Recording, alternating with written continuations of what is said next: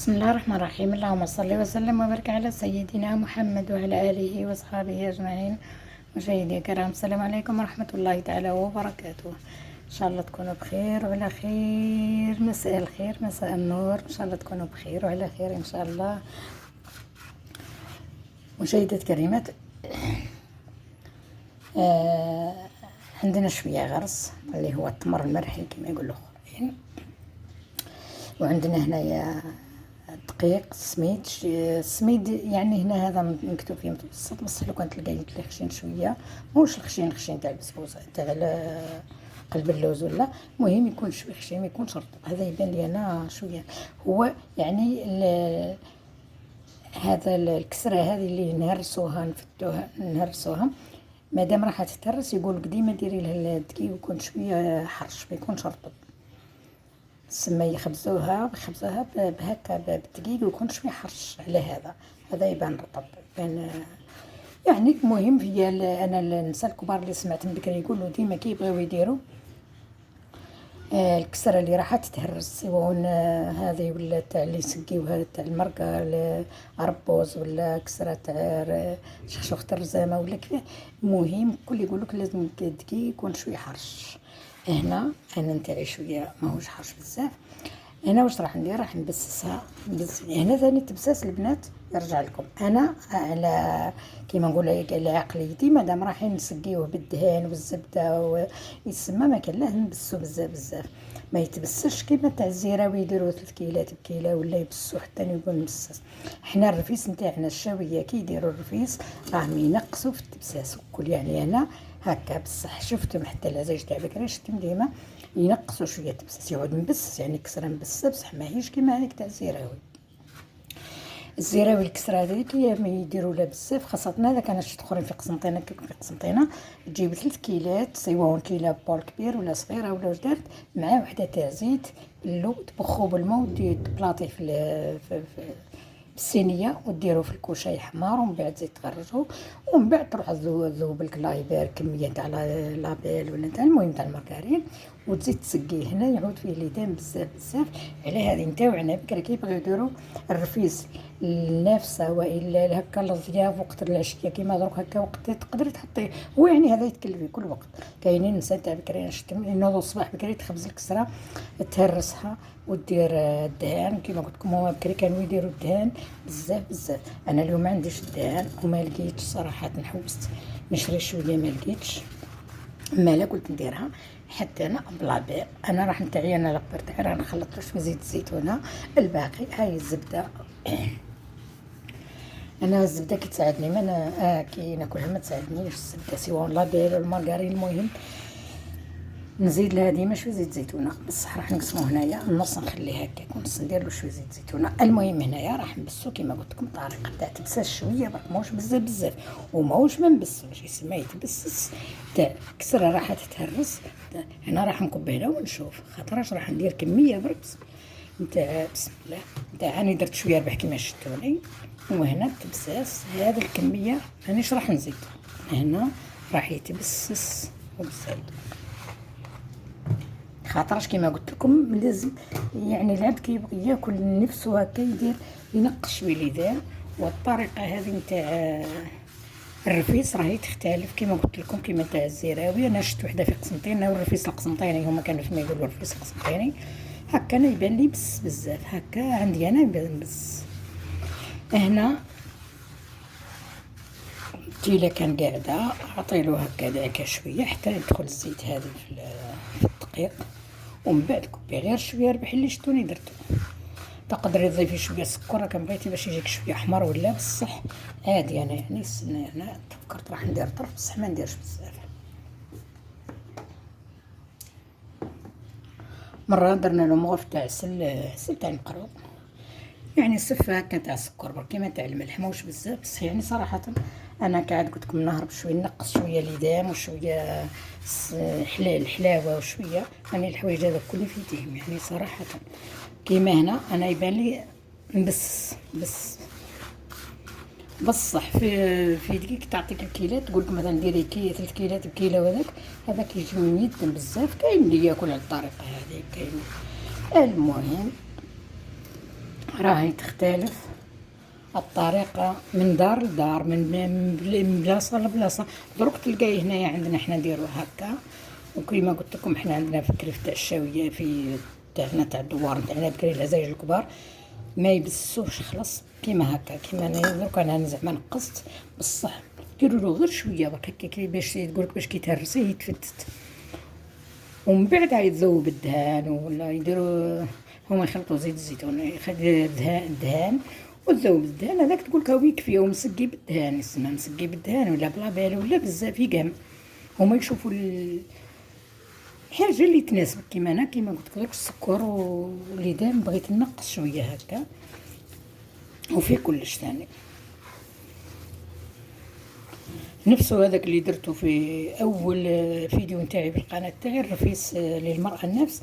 ثاني ما كل قالوا لي نقصتي بزاف، نقصتي ليدام ونقصتي يسمى كل واحد واش ما بغيتش انا نديرو بالطريقه هذيك تاع الكيلات بكيله يعود مدسم بزاف ومن بعد تهرسيه وزيدي ذوبي الدهان ولا الزيت ولا الزبده ولا واش راح ديري يجي بزاف. هنا راه ما نعجنوش هكا خلاص، يعني حكمه منا وراني نخبز فرد يد. وهذا نشوفوا انا ندير كميه صغيره برك. دونك هذا واش راح ندير نروح نطيبها ونجي نديرو الطريقه نتاع نجيبو الغرس ونجيبو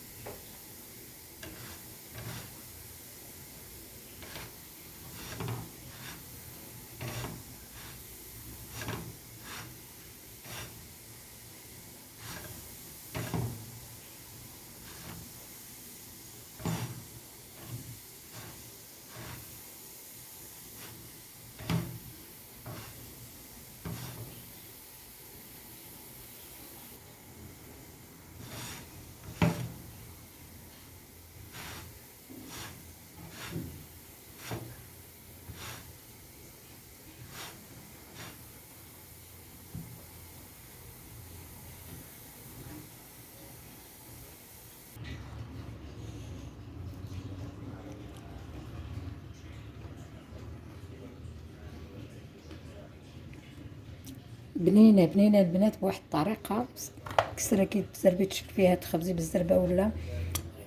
هنا راح نهرس الطريقه اللي يهرسوا بها الجدات اللي يديروا الرفيس على الطريقه نتاعهم. ما كان لا روبو ما كان لا روبو لا بس. هنا يجيبوا خبزه قلت لكم هما بكري ديما في القصعه تاع العود يجيبوا اليد تاع الرزامه ويحكموها. ونقول لكم البنات ما يرطبوهاش بزاف يخليو فيها شويه ما يخرجوهاش من السياره. يديروا هذيك الطريقه تاع يفرزوا الخشينه يعاودوا لها شويه والاخر يخليو باش يبان بالغرس هذاك يبانوا هكا الطرف تاع هكا شويه حرش ما يخليوش يرطب بزاف. كيما دوك نشوف البنات راهم يديروه في الروبو يرحيوه في الروبو ويزيدوا يخرجوه في السيار يعود كي شغل رطب هكا كي شغل. المهم كل وقت ووقتها وكل خدمه. وكيما قلت لكم تتفرق الخدمه تتفرق الطريقه يعني هو نفسه.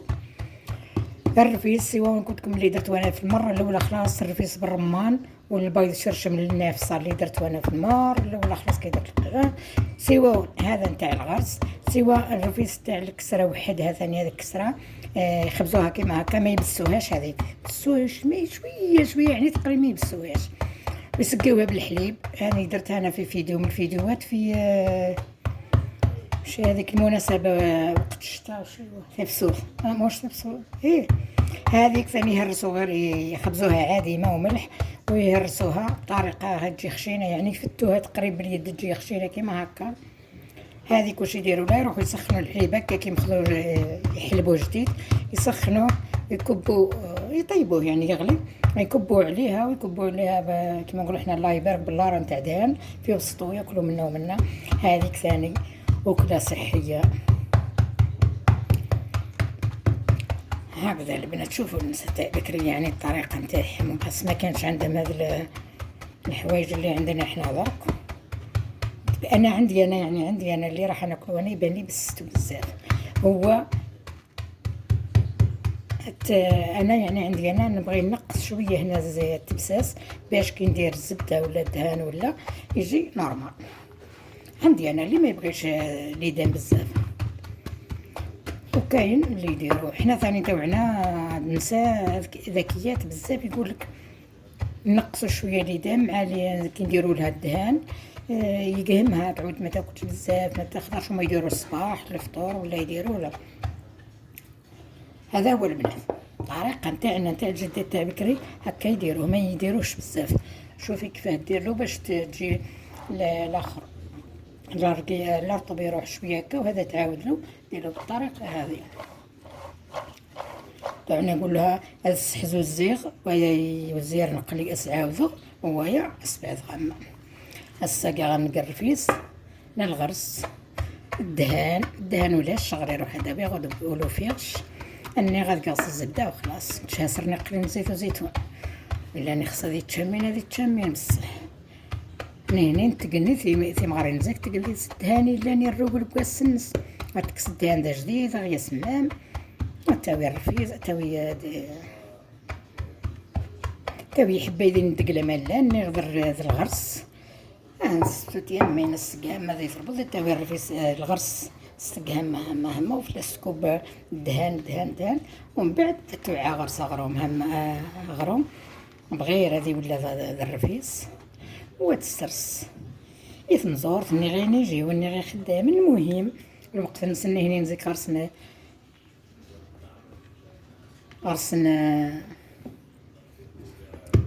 الدهان غرسنا غي تقني في الوقت اللان ساعة غادي يسوني جيب ثاني عزم تقنا زواي. المختصر المفيد في هذه اللهجة الشاوية اللي كنت نقول لها، قلت لهم اليوم انا درت الكسرة، خبز الكسرة راح ندير الرفيس تاع الكسرة. كانوا الطريقة اللي كانوا يديروا بها الكبارات، يجيبوا الرفيس يرجعونا الغرس يرجعونا للبلاصة ويحكموها هكا بيديهم ويكبوا الدهان الزايب، يكبوا حتى يحسوا به راح يسقي لهم كيما نقولوا حنا راح ويخليوه هكا حرش ما يرطبوش بزاف.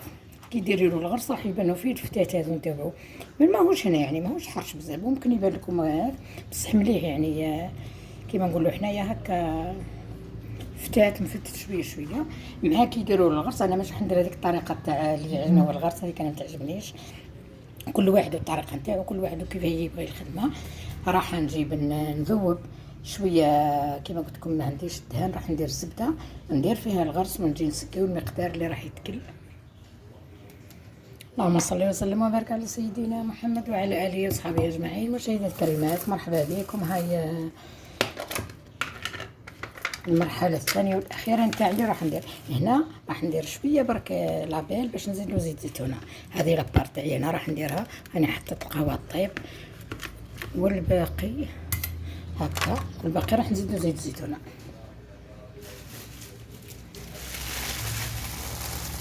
في الوقت اللي راح يذوب نزيد نقول لكم البنات باللي النساء تاع بكري ما عندهمش الرحايه تاع الغرس، واش يديروا؟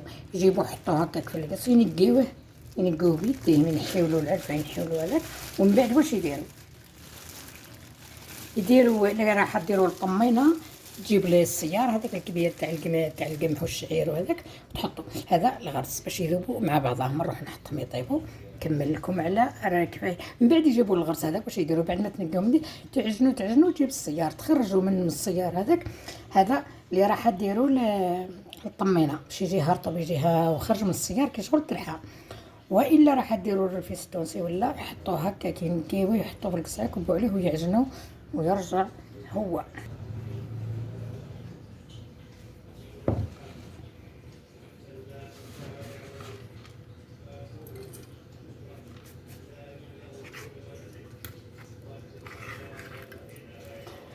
اللهم صل وسلم وبارك على سيدنا محمد وعلى اله وصحبه اجمعين. مشاهدات الكريمات مرحبا بكم. نقدر نقول لكم صحي 100% لو كان ما درتش لابيل، كان عندي الدهان درت له الدهان راح نقول لكم صحي 100.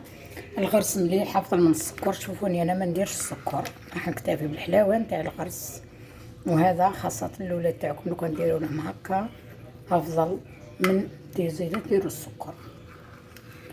هنا كما قلت لكم ذوبت هذاك الزبده مع الغرس، ذوبت شويه زيت الزيتونه.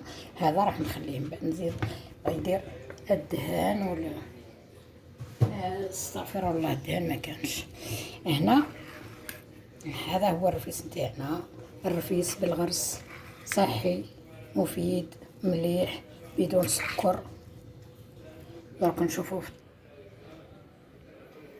اللهم صل وسلم وبارك على سيدنا محمد وعلى اله وصحبه اجمعين. مشاهدات كريمات، شوفوا كما قلت لكم ما يهرسوش بزاف، تقعد الحبه نتاعو هكا شويه باينه، وانا ماناش من هذوك اللي يعجنوا مع الغرس باش ما يجيش هكاك دايره داخل في بعضها بزاف. شوفوا قاعد هكاك مفرول مليح.